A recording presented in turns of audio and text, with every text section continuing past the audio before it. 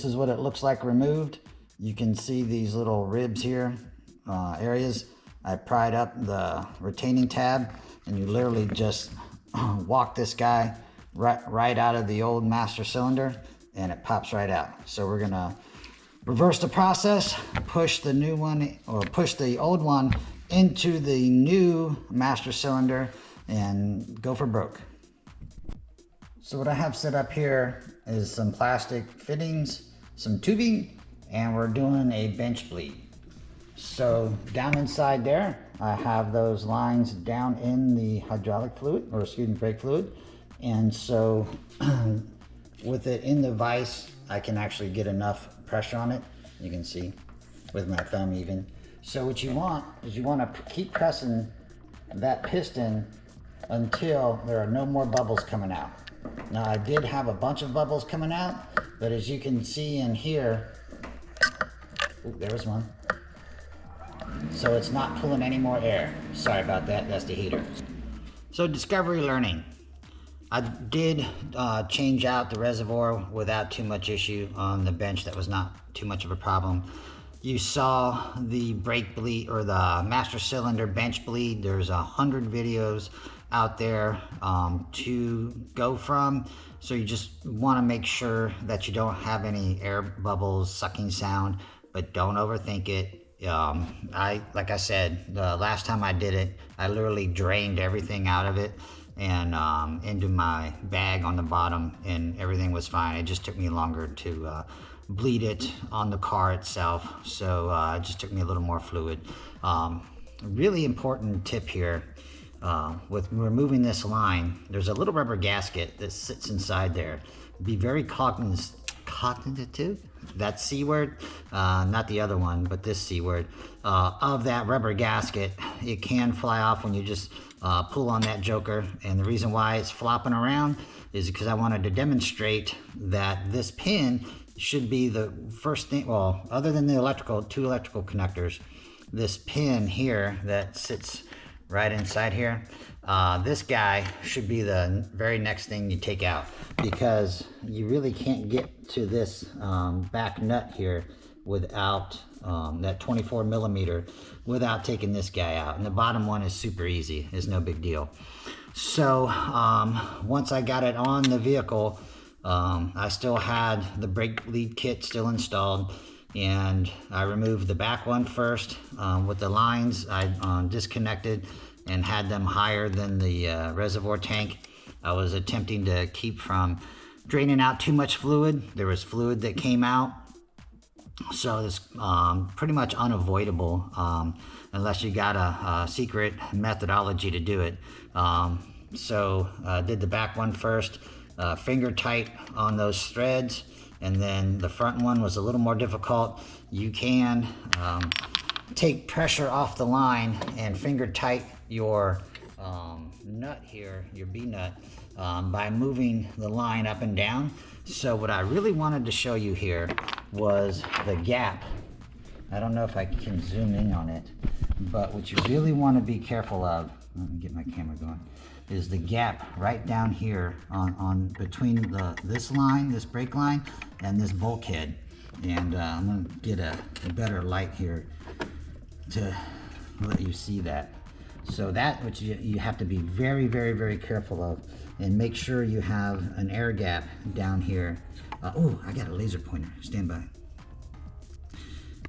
So I don't know if this comes out, but this right here, this gap right here to this cross member, you want to make certain that that line is not touching and rubbing.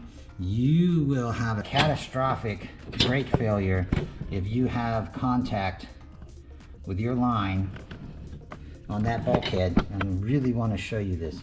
This, of all safety things, this, well, I don't know, let me get this light out of here. So right down here at the bottom where the laser pointer is flashing probably in your face, but that's the guy. So then you got to kind of manhandle these lines here, these brake lines, when you're tightening them, trying to get the laser pointer on there. And again, this little spreader is not going to keep these lines apart. This is a nicety and a safety, but your magic is done when you torque these B-nuts here on these hard tubes to pull that tube up and out of the way. You don't have to get too crazy pressure on there, but you will feel that line move when you have that B-nut loose.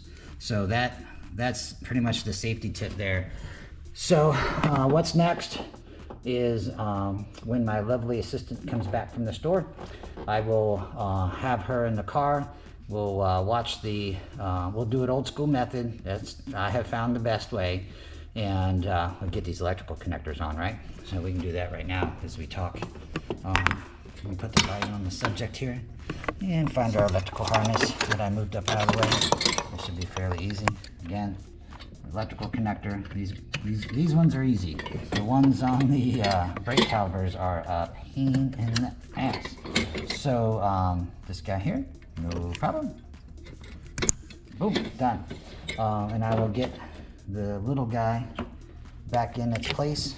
It's a E7, a little small one here. And tighten that down, fill the reservoir, and start bleeding, and then go for a test ride. But I apologize for completely messing up the video and the installation here. Again, discovery learning. I am not a qualified mechanic. I just dress like one now. So anyway, let's get her going and get her brakes bled, get the wheels off, brakes bled, everything back together. As with everything in my life, quick, down and dirty, as fast as I can go. Got an obligation here, so I wanted to get this done before autocross tomorrow. I'll get a couple of videos, maybe a couple of runs on autocross, but I will tell you, initial impressions, absolutely no difference in the GT4 from the Spider. As I think we discovered, the same diameter of 27 millimeters for the Spider and for the GT4. Either one is going to do well, opposed to the original GTS, which was only 25 millimeters. So we'll go up here and do a semi-quality brake check. I'll try to do a little red matching here.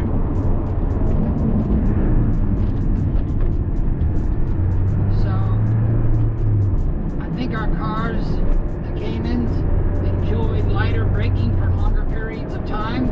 To trail brake into a corner when you have to threshold brake, that was a semi-threshold brake. I wouldn't call it legit, but a street use, right? I don't want to go to jail and get a reckless driving ticket, but I would say verdict on my opinion, driving all three different ones, again, 27 millimeters is the standard for the GT4.